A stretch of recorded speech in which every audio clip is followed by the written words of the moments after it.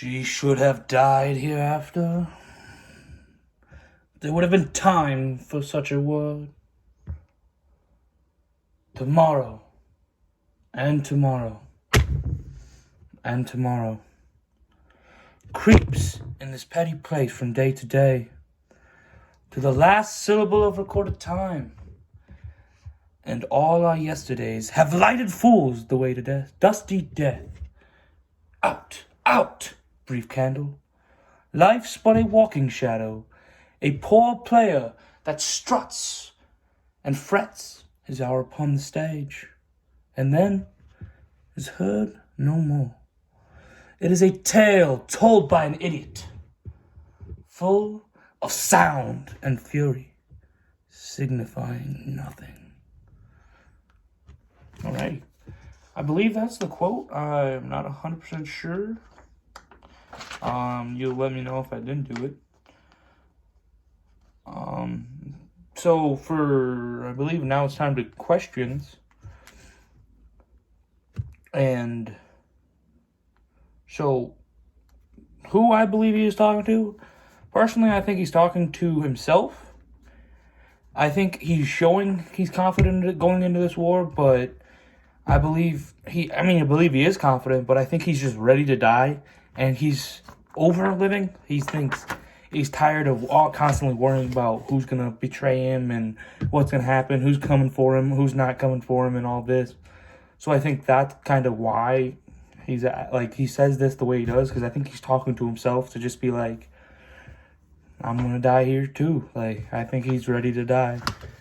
Number two, I believe he's talking about how the days just seem to blur together, and that another day lived is just another day closer to death, and that he works all of his life and he finally got to be king, but he spends all of his day, every day, just trying to not get killed or not be betrayed or not lose his power and his kingdom.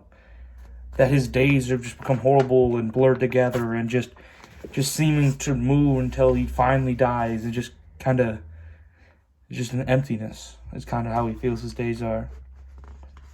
And his state of mind, I've stated, I guess, he's just ready to die. I mean, he's been shaken for so long that he just kind of feels emotionless at this point.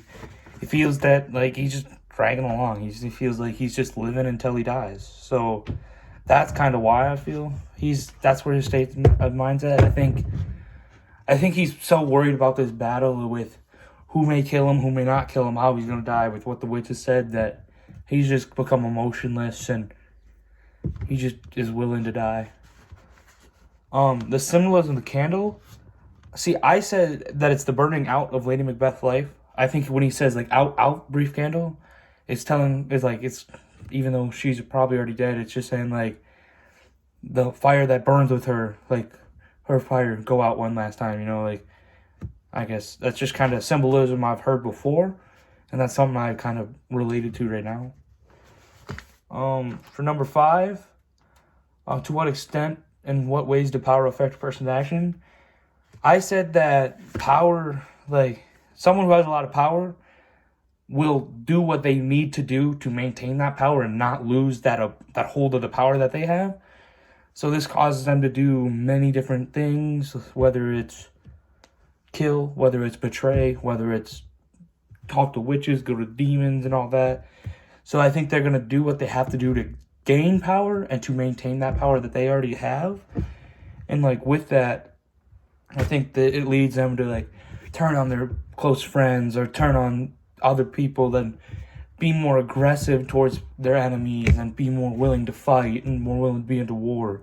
I think that's what someone who has a lot of power, that's something that might switch into their brain and everything.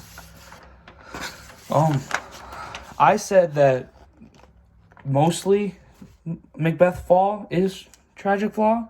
I mean, this whole thing, he was set up that don't believe what these witches say, they're gonna backstab you, and he just went against everything that he's been taught and everything that he's learned his whole life. And even Banquo saying they're gonna betray you, they're gonna give up, or they're gonna not be there when you need them the most, and it's gonna be your downfall.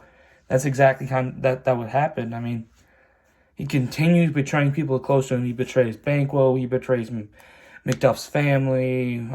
King Duncan. He goes after King Duncan's family. He's just betraying everyone, and it ends up getting back to him, and yeah. So, and I mean, he believed the witches way too much, so that's what kind of brought him to fall. So the only thing that I would say that's probably not his fault is if when, like, I mean, it didn't really affect a whole lot, but say, like, if they kill all of Banquo's sons, I guess. The murderers kind of messed up there. Didn't really kill Banquo's sons. But, whatever. At number 7, how does it pull into the two themes of power corrupts and fair is foul?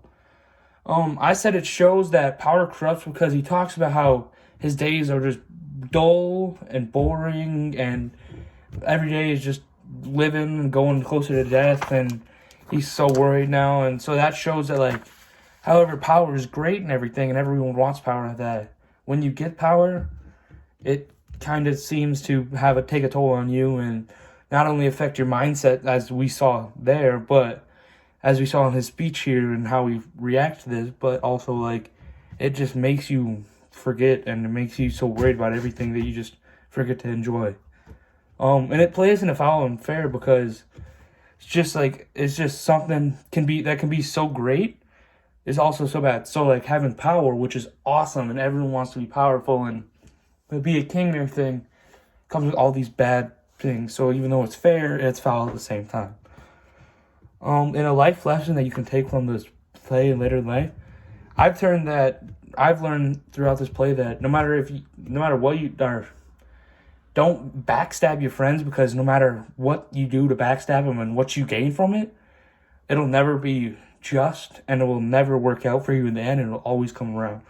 So I've learned throughout this play that don't betray or backstab or go behind any of your friends' back.